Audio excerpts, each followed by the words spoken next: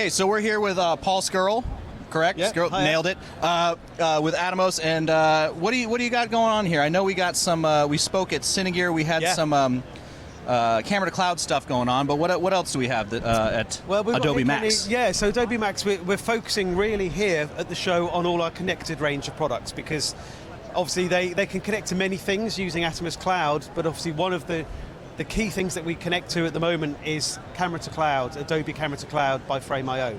So that's really what we're featuring here for the demo, and we're showing our three products, the connected products that we've launched this year.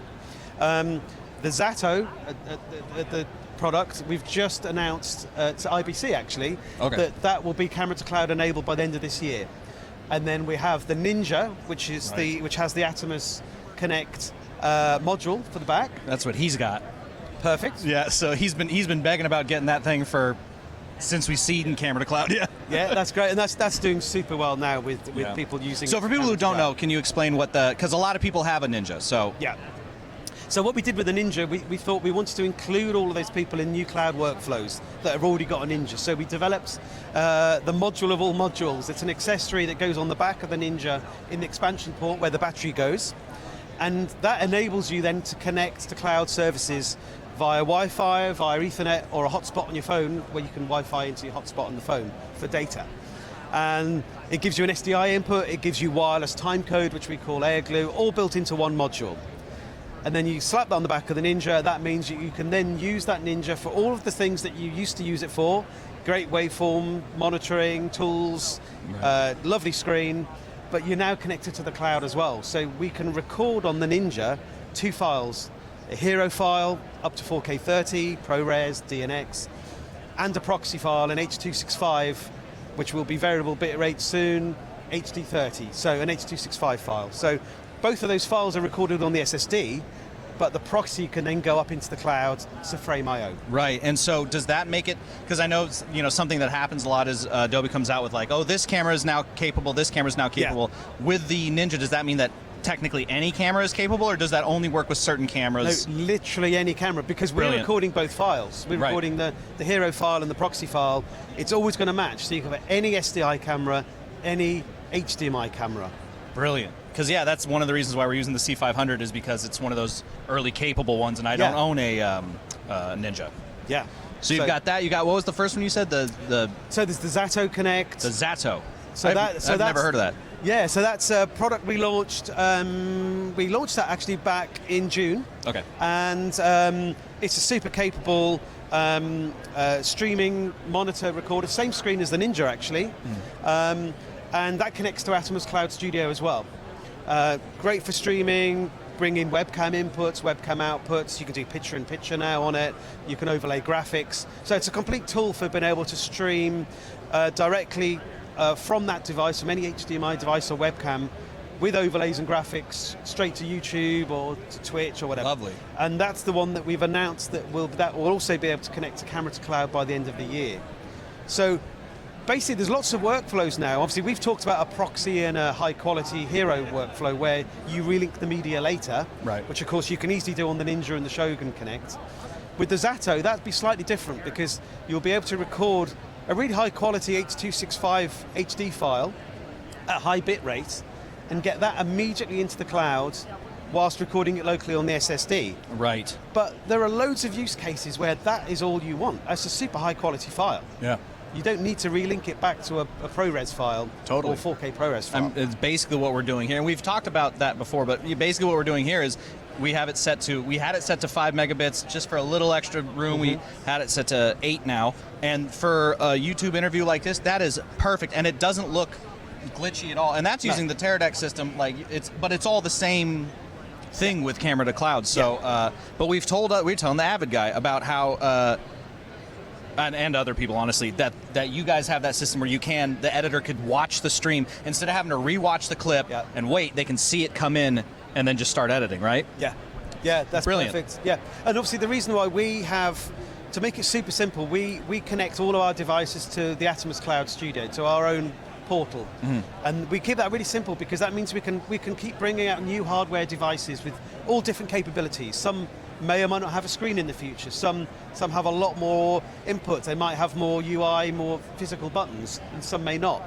But having it connected to our cloud allows us to then very simply offer new services and destinations really quickly, rather than trying to support those services and destinations directly from the device. Right.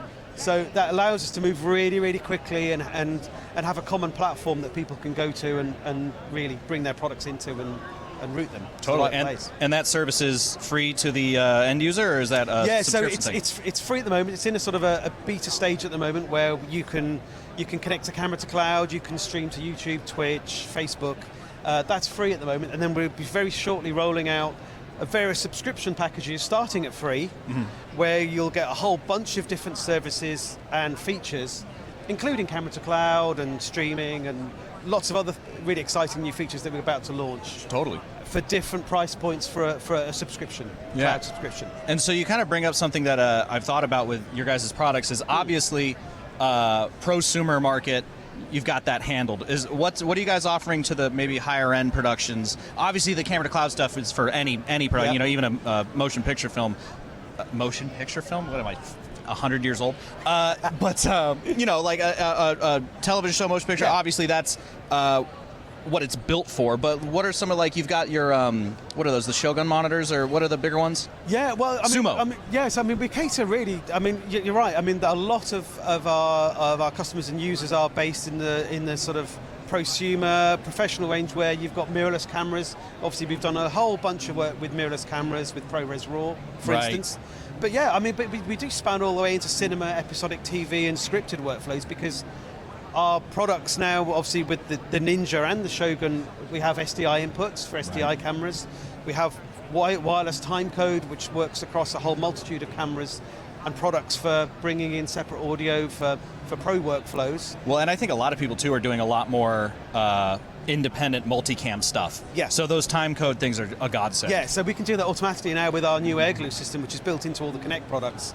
And the separate products. So you have multicam, super simple multicam, separate audio, will all sync together. So yeah, we're trying to make it as easy as possible and accessible. So yeah, we do span everything. As you say, with the monitor range, we've got the Sumo range. We've just brought out a new Sumo SE, 19 SE, with a super nice new panel for that. We have our Neon range for reference monitors. So yeah, we do cover all angles. And the Neon range, what's the kind of highline spec, like HDR, high nit? Yeah, so we've got two Neons. We've got a Neon 17 and a Neon 24. Both super capable. The Neon 24 is a 4K panel, HDR. It's an amazing image. Yeah. But the unique aspect of that is that you can actually record on it as well, so you can do instant playback. You've got SDI, you've got HDMI input, so it's more than just a reference monitor. Well, and those, I immediately think of how Eric Messerschmidt, who shot Mank, and he just shot Devotion.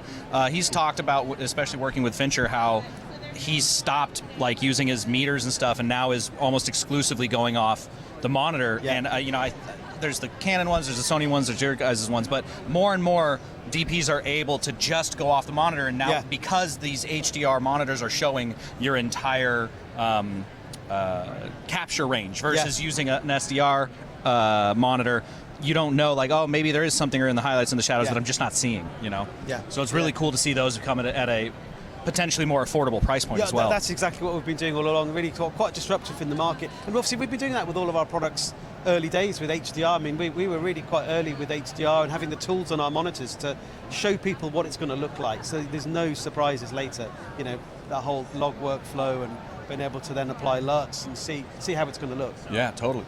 Well, thanks so much for talking to me. Great. Really appreciate it, and have a great conference. Cheers.